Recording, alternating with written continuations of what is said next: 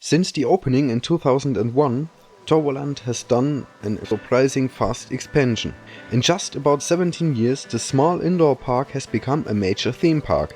It was just in 2004 when they got a prototype of Vekoma's motorbike coaster called Booster Bike. In 2007, they expanded the park with Troy and the surrounding area. The first European GCI Woody gets still ranked very high in various polls. Just 5 years were gone when they added the Magic Valley with fantastic theme and detail work. This included a rafting ride, a mug ride spinning coaster and various family and child rides. They also added playgrounds with surprising good theming.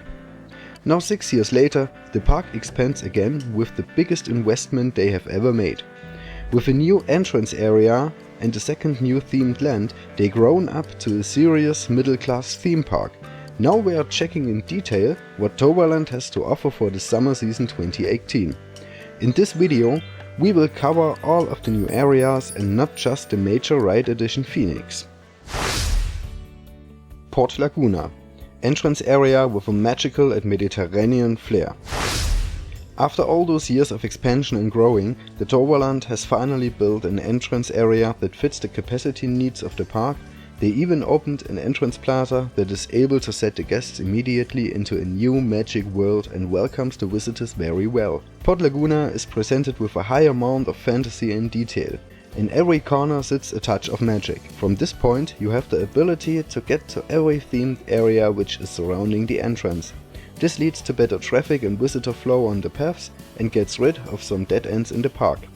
The design of the building facades in this area and the landscaping around them is beautifully done and well thought out.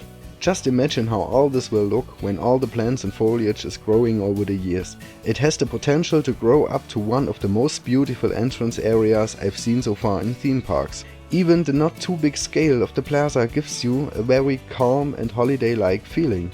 I've just got a big smile on my face all the time I walked around at Port Laguna.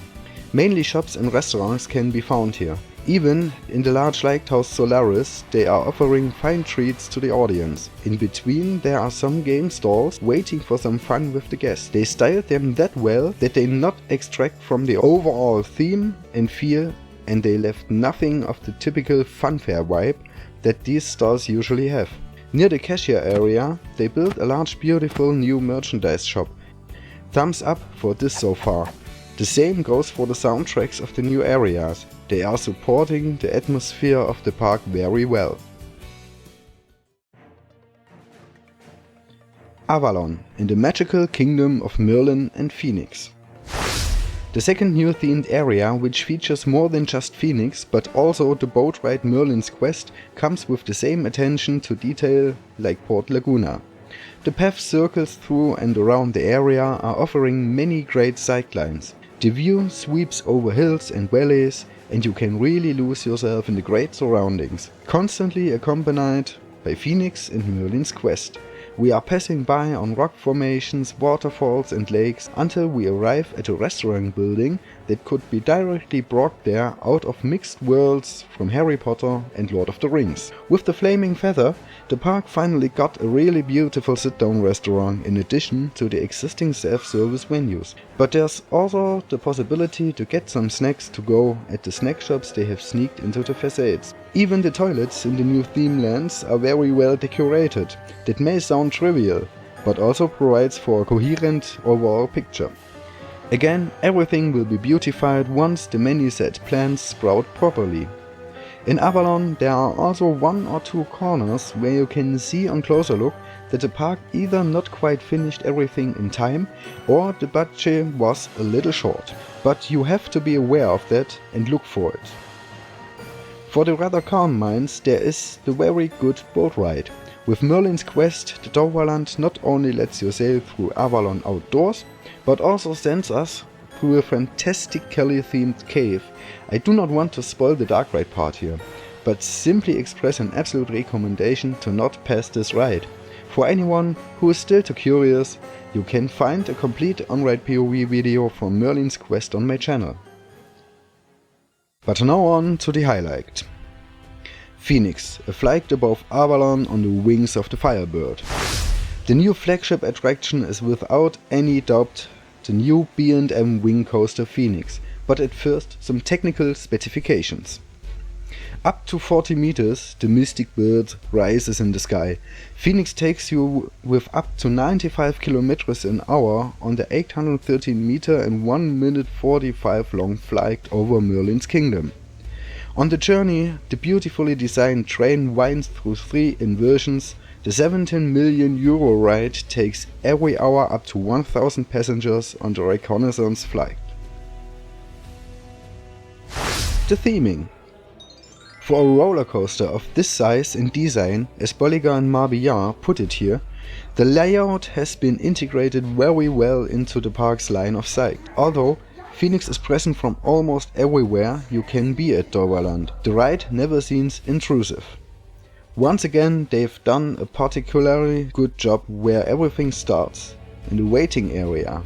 The caves are not only beautifully lit and decorated, but also got some projections that tunes you to the right mood for the flight with the Fenix and tell a beautiful story. The mystic atmosphere and strong magic of Merlin and its Firebird are omnipresent in these caves. A great work by the designers and creative minds of Toverland. The station itself is in no way inferior. Again, much effort has been made in the design of the interior. Unfortunately, the journey begins with the passage through a dark hall without any thematization. However, there are some statements from the park that they are aware and will change this in the future. Also a bit disturbing is the unthemed wall side when you reach the final brake run, since you face the bare metal wall directly in front of you. In the overall result, the integration and design for a roller coaster of this size is very well done. The many interactions with the terrain and the paths give a very coherent overall picture. The layout. After the station exit, it goes through a right turn directly to the lift hill. Gently, the chain takes over the train and carries it quickly to the highest point of the track. At this point, Fenix deviates for the first time from the typical wing coaster design and sets a 90-degree curve in front of the well-known dive drop. This also gives the train a moment to take up some speed, making the following inversion and fall into the depth very dynamic. The train dives under the path and rises into a wide airtime hill. This offers quite strong floating airtime, which throws the passengers into the next underpass. This is followed by the Immelmann loop. Leaving this behind quickly, Fenix performs the next unusual maneuver. It goes into the ground level helix, which distributes strong positive forces for a very long time. Such an intense element should be a novelty at a wing coaster. After the helix, the train turns abruptly but smoothly into a zero-G roll turned to the left. This rotation is flowing through another tunnel in an ascending left turn just to throw right back to the right for the final curve combination that sends the riders gently in the final brake run. The Fenix has landed. The ride feeling. The rider experience surprised me a lot in the case of Fenix, in a very positive way. The ride stands out quite clearly from the ranks of the previous European wing coasters and goes a little more intense way. So far, by this type of roller coaster made sense more of sublime dodging. But Fenix does not limit itself there, but grabs in many places properly and does not hesitate to burden the passengers sometimes with proper forces. In particular, the long strong helix after the Immelmann really pushes you strong and long time in the comfortable seats. The rolling behavior of the massive B&M train always remains in pleasant areas. Depending on the seating position, you also have very different riding experiences, like it's known from these wing coasters. For example, in the zero-G roll on the right side of the train, it pushes you into the seat, while the left side lifts you into the rest of the safety bars. This is common on the coaster type, and Fenix makes this a little more apparent due to the higher intensity. Only on the outer seats of the back rows, it gets a bit bumpy from time to time. However, in a manner that will not tarnish the driving pleasure by far. In addition, in these rows, the intensity increases so much that many repeated rides on a very warm day can actually be exhausting. Disadvantage of this dynamic and intense roller coaster is the ride time. Fenix seems relatively short, although the 813 meter long track is the longest of its type in Europe. This is due to the consistently high speed, because the version of the Toverland leaves from the dive drop to the final break no respite and pulls the flight with all maneuvers mercilessly. Thumbs up for a wing coaster, with which Toverland really proves courage to build an unusually creative and uncompromising flagship thrill ride.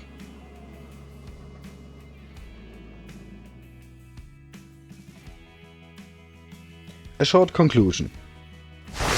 With Port Laguna, with Avalon and Merlin's Quest, and also with the Flaming Feather, Fenix and the shops as well as thematizations, the Toverland has reached a whole new level. They do not shy away from high quality family entertainment and benefit the thrill junkies in one hit. Overall, this results in a very healthy mixture, which also applies to the older areas of the park. With this expansion, Toverland has finally convinced me that they have a hell lot of a potential to belong to the very big ones very soon. Some parks in the catchment area should be aware of this. I wish the Toverland on this great way that you can do everything possible. For me, the concept works very well, and I hope that they will be able to present many more such great additions in the future. But all this is always only my personal opinion. Do you see that differently or would like to supplement something? Just send your opinion or experience in the comments. I would be happy about lively discussions. But please, no trolling or fanboy wars. Thanks.